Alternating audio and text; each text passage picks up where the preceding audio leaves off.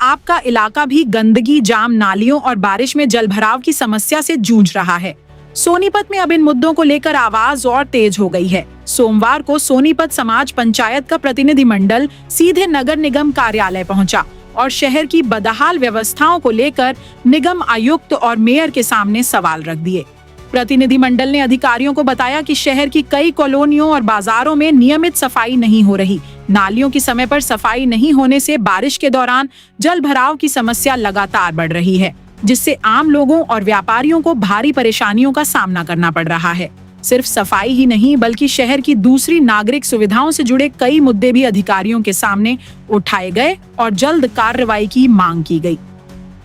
नगर निगम आयुक्त और मेयर ने प्रतिनिधिमंडल की बातों को गंभीरता से सुनते हुए भरोसा दिलाया कि संबंधित अधिकारियों को आवश्यक निर्देश दिए जाएंगे।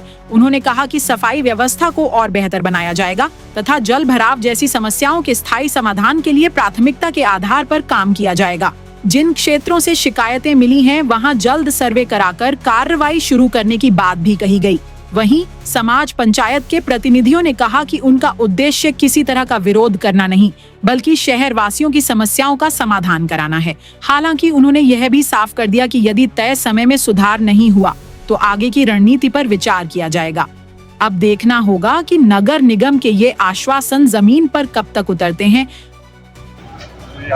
आज सोनीपत समाज पंचायत और सोनीपत नगर सुधार मंच जिला व्यापार मंडल, सोनीपत के सभी सामाजिक संस्थाएं और धार्मिक संस्थाओं के प्रतिनिधि आज सोनीपत में जिस तरीके से बिल्कुल दुर्दशा हो गई है कि बिल्कुल पूरी सफाई व्यवस्था चरमरा गई है, जल भराव जगह जगह हो रहा है, इन सब समस्याओं को लेकर आज अभी हम जो है ना यहाँ निगम में इकट्ठे हुए हैं।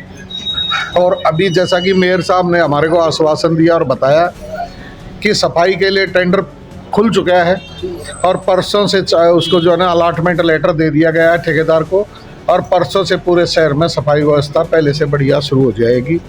अन्य मुद्दों पर भी हमारी चर्चा हुई। इन्होंने कहा एक एक करके सभी मुद्दे समाप्त कर दिए जाएंगे और हर महीने समाज सेवी संस्थाओं की और प्रशासन की लगातार हर महीने बैठक होगी।